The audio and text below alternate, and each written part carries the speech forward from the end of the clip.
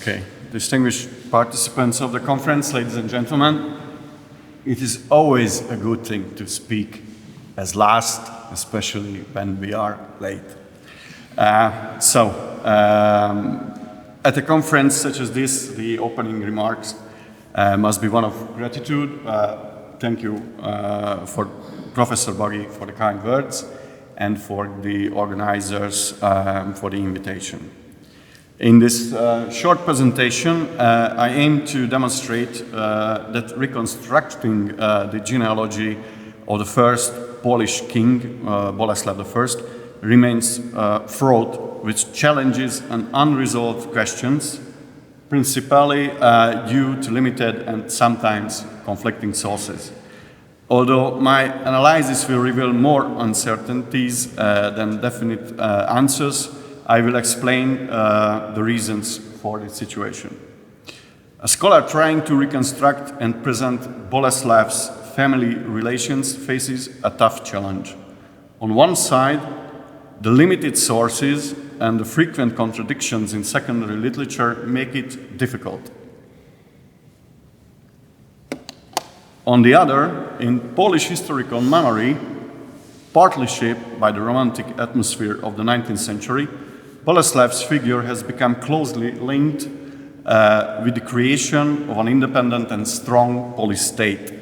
Poles view his reign and importance similarly to how Saint Stephen is regarded in Hungary. This is also reflected in the epithet that was given to him.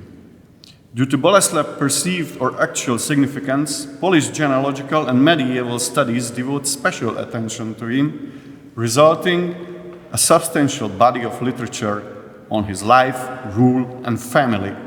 It would be impossible to list all of here. However, for the purposes of this presentation, it is essential to mention two major scholars and their respective works. First, we should highlight the jurist Oswald Balcer, whose critical study of pious genealogy laid important groundwork for future research. Balcer's depiction of Bolesław is generally positive and sometimes even heroic, but is based on thorough scholarly investigation. Another leading PS genealogist, Kazimierz Ziesiński, has also proved valuable details in clarifying the king's dynastic connections and the identity of his relatives.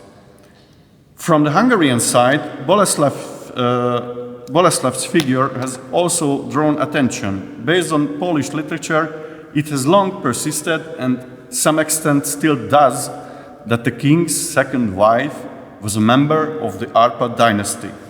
In this context, more vertinous research into Polish Lura's descent related to the Árpáds is worth mentioning. Gyula Kristo has also explored this subject in scholarly articles.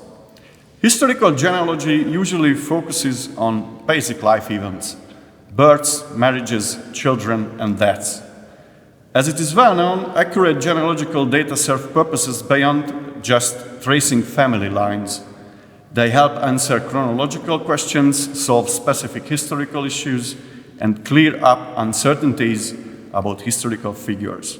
Unfortunately, this brief lecture cannot fully cover those broader tasks because of lack of time.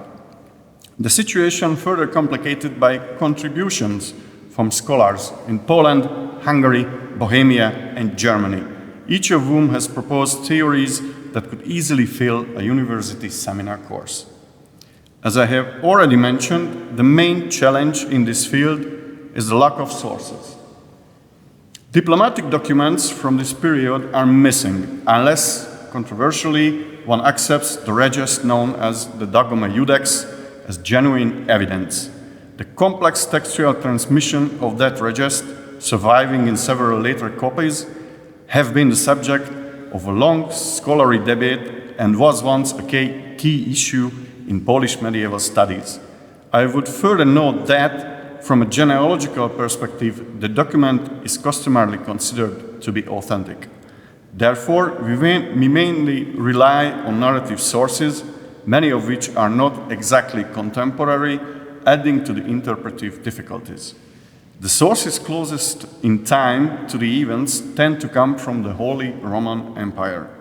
Among them is the work of the Saxon chronicler Widukind of Corvey, the Regest Saxonice, a narrative of the era of Henry Fowler, and Otto I.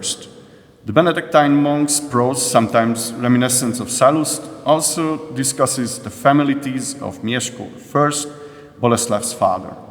Another contemporary source is Thietmar of Merseburg's chronicle, which is regarded as an important authority in both Polish and Hungarian historiography. Annals from the Benedictine monasteries of Niederaltaich in Bavaria and Hildesheim in Lower Saxony also provide useful information about the genealogy of the Polish ruler. Unfortunately, with this short list, we have mostly exhausted the truly contemporary witnesses. We must also consider narrative sources written a bit later, but still relevant, such as early historiographical works that appeared almost simultaneously in Bohemia, Poland, and Hungary, most notably Cosmas of Prague and Gallus Anonymous, and of course the Hungarian so-called 14th century chronicle composition. Each of these sources, even briefly in some places, reports on Bolesław's family. Additional works often cited for early PS genealogy include Adam of Bremen's contemporary account on the Hamburg's church and the so-called Annalista Saxo and even Icelandic sagas. Sadly, however, these sources more often increase uncertainty than bring clarity. Despite the limited evidence, historians and genealogists studying this period generally agree on one point. King Bolesław's parents were Mieszko I, Prince or Dux of Poland, and Doubravka, a princess from the Bohemian ducal family. However, this consensus does not clarify the complexities of his ancestry, as his father married more than once. Gallus Anonymous, who mentions this marriage, notes an interesting detail. The bride, Doubravka, daughter of the Bohemian Duke Bolesław, was only willing to marry Mieszko if he abandoned the practice of maintaining concubines and accepted baptism. According to Gallus, Doubravka also refused to consummate the marriage until Mieszko adopted Christian practices and rites. Consequently, the marriage and her arrival are credited with leading to the prince's conversion.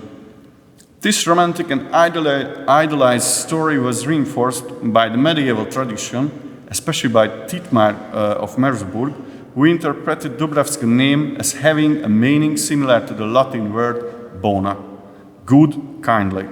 All sources agree that the future king Bolesław was born from this marriage. This fact has important implications for both medieval chronicles and modern historians.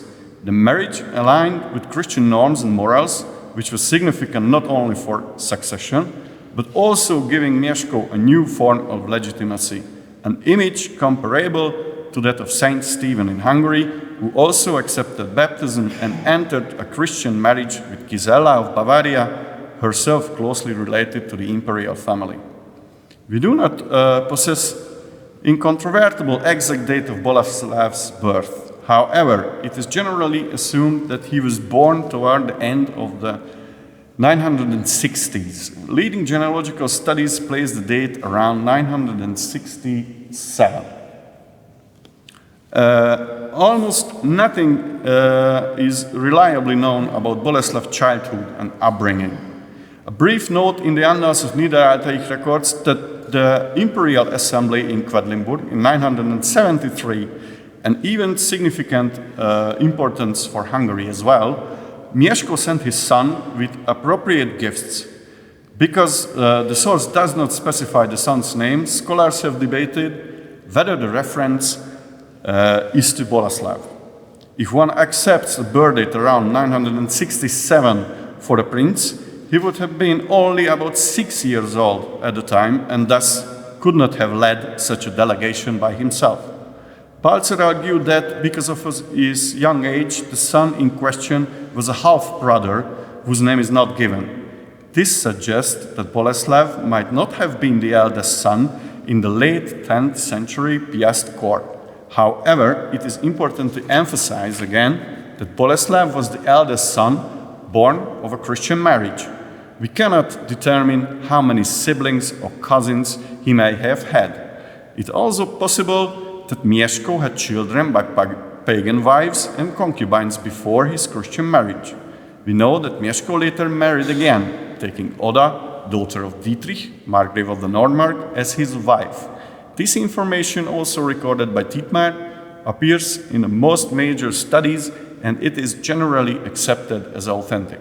From that marriage, several children are known or might be inferred from sources. Thus, Bolesław had half-brothers alive at the time of their father's death,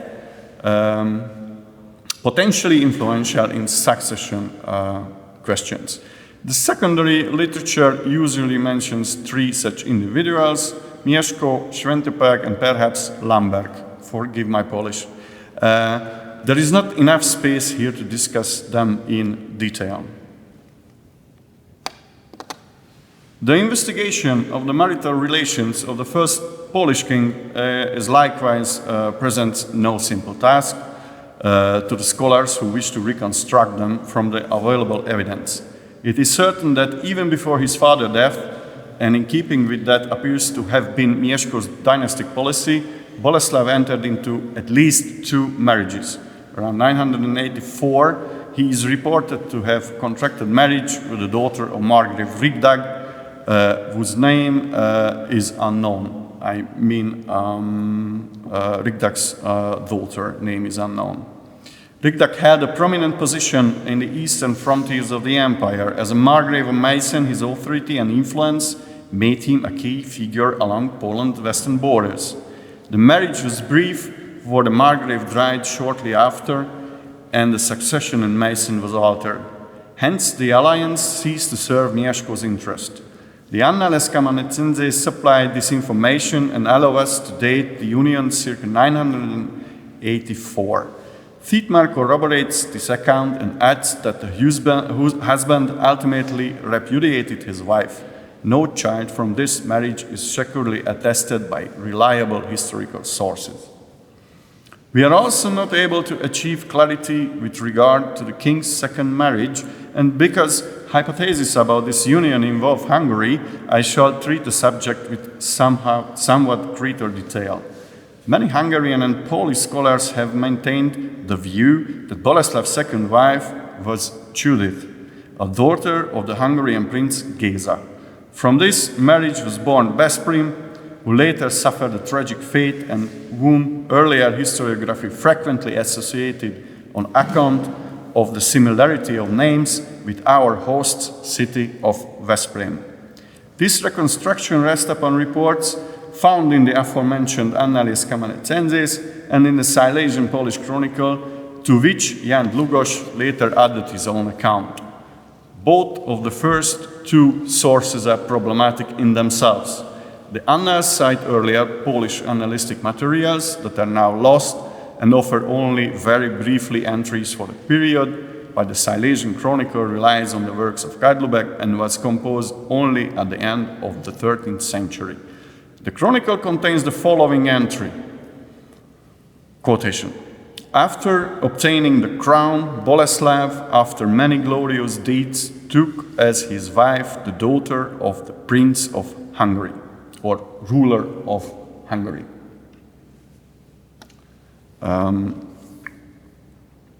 It is tempting to interpret this reference as speaking of Prince Géza, who reigned at the time in Hungary, but this reading encountered both chronological and factual difficulties, and the Chronicles text includes several implausible details that undermine its credibility.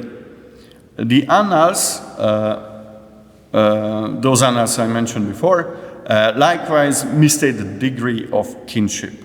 In the 15th century, Jan Długosz even claimed to know the bride's name, reporting that Jesse's daughter, Jesse means Prince Géza, was the woman Bolesław married. The late date of Długosz's work, centuries after the events, alone should warn the cautious historian. The scholars who accept the marriage hypothesis have constructed future theories on that posit and a broader and friendlier network of ties between Árpáds and Piast as early as this period. I personally prefer a more cautious approach. While the Árpáds' position in this early period may be described as relatively solid, their authority did not necessarily extend over the whole historical Hungary. The contemporary sources attest to the fact that Saint Stephen was still engaged in wars to unify the realm. We also know from the sources that numerous tribal leaders enjoyed virtually unassailable power within their own domains, and that Stephen needed to employ force to assert royal will. And the Polish-Hungarian borderland thus appears to have been one such area. Given that Mieszko's marriage policy, common for the age, aimed at alliances in his immediate neighborhood, it is conceivable that Bolesław's father-in-law might have been a lesser, locally powerful chieftain rather than a ruler of the level of the Árpád prince, someone capable of offering direct assistance to Mieszko in pursuing territorial objectives. Those who argue for an Árpád connections often respond that the Piast would not have been satisfied with the tribal house and would have sought marriage tie with the Árpáds. Yet this claim falters when one considers that neither Rikdag nor Dietrich belonged to reigning dynasties. In my view, any such pursued prestige would have been overridden by immediate political considerations and the actual advantage conferred by particular marriage. These practical ends frequently decided the marriages of this age. As for the name Judith, I would not ascribe excessive importance to Dlugosz's report. He appears to have been conflated persons, perhaps confusing her with the wife of Vladislav Herman, or to have relied on a source that is no longer available and most likely was unreliable. It is also noteworthy that Dlugosz mentions the name Géza, whereas the contemporary and generally truthworthy Thietmar does not, even though the Merseburg bishop knew the Hungarian ruler and names it elsewhere in his chronicle. Fortunately, a cautious position of the kind I have described is increasingly favored in both Polish and Hungarian historiography. Similar degree of caution would be advisable when addressing the alleged marriage between Mieszko's supposed daughter Adelheid and Géza, which is related to our subject, but which I will not take up here for the want of time. Let us turn to the case of Veszprém and the city of Veszprém, allegedly connected to the supposed Hungarian marriage. Our Polish colleagues present here will be well acquainted with the prince. In Hungarian historiography, his figure is relatively obscure since he played a more prominent role in Polish affairs. If he were indeed raised in Hungary, his minority would have precluded his being a political actor there.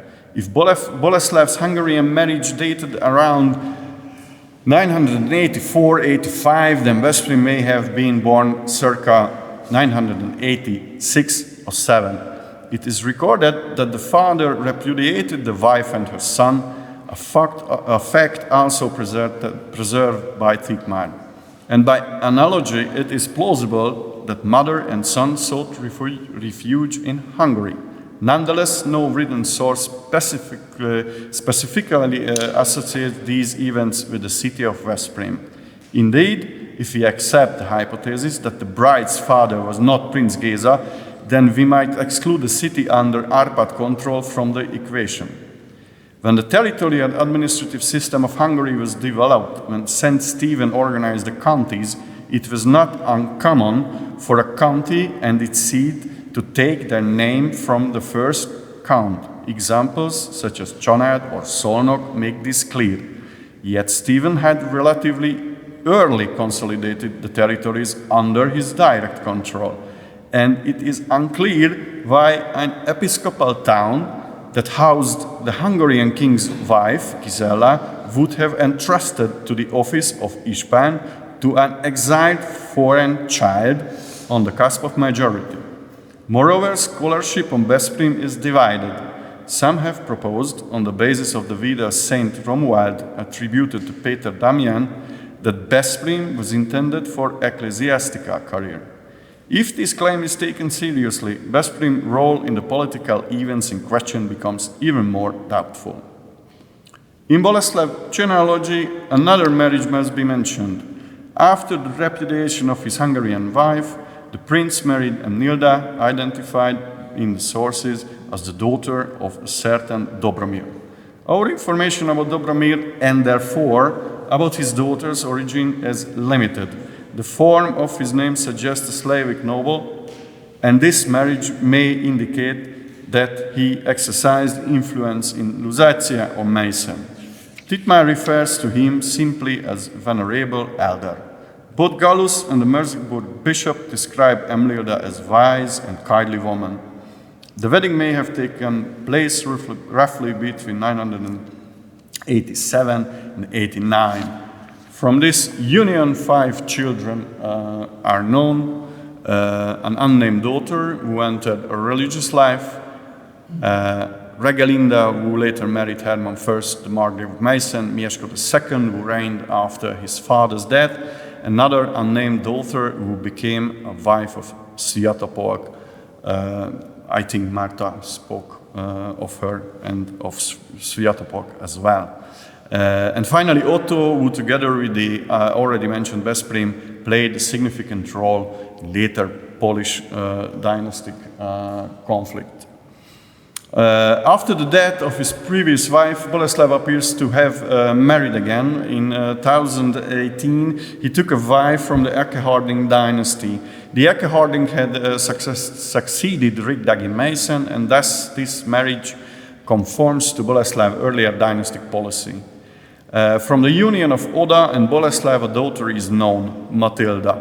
Unfortunately, little is known of her. Matilda appears in the Annalista Saxo's work, though without specification of her origin. According to the Annalista, Matilda was betrothed or perhaps even married to Otto of Schweinfurt. However, in 1036, he is said to have renounced the marriage by oath. The one date of the event on which the secondary literature is in broad agreement is the date of the king's death. This occurred shortly after his coronation in 1025. According to the Lüneburg Necrology and Cosmas of Prague, Bolesław died on the 17th of June. Jan Długosz records that his body was interred in the Cathedral of St. Peter in Poznań. Thank you for your attention.